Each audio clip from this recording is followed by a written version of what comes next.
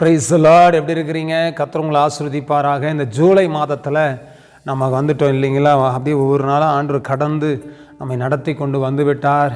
பிரியமானவர்களே, இது 7வது மாதத்துக்குள்ளே நம்ம நுழைஞ்சிட்டோம். கர்த்தர் நம்மளை அதிசயமாய் கர்த்தர் நடத்தி கொண்டு வந்திருக்கிறார். கர்த்தருக்கு மகிமை உண்டாகட்டும். இந்த நாளில் ஒரு வசனத்தை நான் வாசிக்கிறேன் பாருங்கள். 1 சாமுவேல் 17ஆம் அதிகாரம் 47ஆம் வசனத்தை வாசிக்கிறேன். கர்த்தர் பட்டயத்தினாலும் ஈட்டியினாலும் ரட்சிக்கிறவர் அல்ல என்று இந்த ஜனக்கூட்டம் எல்லாம் அறிந்து கொள்ளும். யுத்தம் கர்த்தருடையது, அவர் உங்களை எங்கள் கையில் ஒப்பு கொடுப்பார் என்றான். கர்த்தருடைய பிள்ளைகளே, இங்கே வசனத்தில் வாசிக்கிறோம், பெலிஸ்தர்கள் தாவீதுக்கு விரோதமாய், இஸ்ரவேல் ஜனங்களுக்கு விரோதமாய், கர்த்தருடைய பிள்ளைகளுக்கு விரோதமாய், இஸ்ரவேலின் இராணுவங்களுக்கு விரோதமாய் யுத்தம் பண்ணும்படி வருகிறார். பெலிஸ்தனை மேற்கொள்வதற்கு, பெலிஸ்தனை ஜெயிப்பதற்கு ஒன்றுமே செய்ய முடியல. யாரோ பார்த்தாங்க, ஒன்றும் பண்ண முடியல.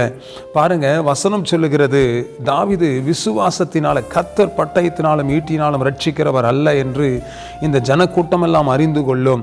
யுத்தம் கர்த்தருடையது, அவர் உங்களை எங்கள் கையில் ஒப்பு கொடுப்பார் என்றார். யுத்தம் கர்த்தருடையது. பிரியமானவர்களே, உங்கள் வாழ்க்கையில் யுத்தம் கர்த்தருடையதாக இருக்கட்டும். நீங்கள் செய்கிற எல்லா காரியத்திலையும் கர்த்தர் யுத்தம் பண்ணட்டும்.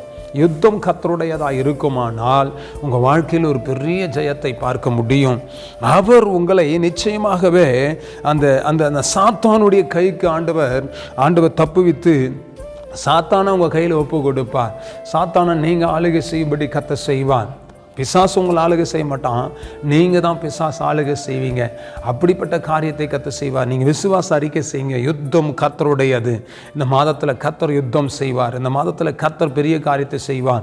இந்த மாதத்தில் கர்த்தர் அற்புதங்களை செய்வார். இந்த மாதத்தில் கர்த்தர் மகத்தான காரியங்களை செய்வார் என்று சொல்லி விசுவாசித்து ஆண்டவருடைய சமூகத்தில் காத்திருந்து ஜெபம் பண்ணுங்க. கண்டிப்பாக பெரிய காரியத்தை உங்கள் வாழ்க்கையில் செய்து கர்த்தர் ஆசீர்வதித்து உங்களை கர்த்தர் மகிழ பண்ணுவார் என்பதில் எந்த ஒரு சந்தேகமும் இல்லை. ஜெபிக்கலாமா கர்த்தருடைய பாதத்தில்?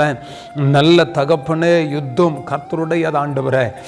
ரக்காலாமா, நீர் யுத்தம் பண்ணுங்க ஆண்டவரே. சத்துருக்களோடு ஆண்டவரே, எங்களுடைய எதிராளிகளோடு, எங்களுக்கு விரோதமாக எழும்புகிற ஆண்டவரே சாத்தானோடு கர்த்தர் யுத்தம் பண்ணும்படி நாங்கள் ஜெபிக்கிறோம்.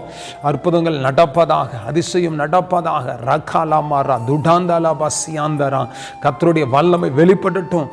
கர்த்தர் பெரிய காரியங்களை செய்து நீர் வழி நடத்துங்கப்பா. ஆசீர்வதிங்க. உம்முடைய கரத்தில் ஒப்பு கொடுக்கிறோம். அற்புதம் நடக்கட்டும். கர்த்தர் பெரிய காரியங்களை செய்யும். தாழ்த்துக்கிறோம். உம்முடைய கரத்தில் ஒப்பு கொடுக்கிறோம். ஆசீர்வதிங்க ராஜா. யுத்தம் பண்ணுங்க. தேங்க்யூல்லா. ஹல்லேலூயா. கர்த்தருடைய கரம் வெளிப்படட்டும். ஆசீர்வதித்து பிளஸ் பண்ணுங்க. உங்கள் நாமத்தை மையப்படுத்திக் கொள்ளுங்க. இயேசு கிறிஸ்துவின் நாமத்தினால் ஆசீர்வதித்து ஜெபிக்கிறோம் நல்ல பிதாவே. ஆமென், ஆமென், ஆமென். God bless you. கர்த்தர் உங்களுக்காக யுத்தம் பண்ணுவார். அற்புதங்களை காணும்படி கர்த்தர் செய்வார். ஆமென், ஆமென். Praise the Lord.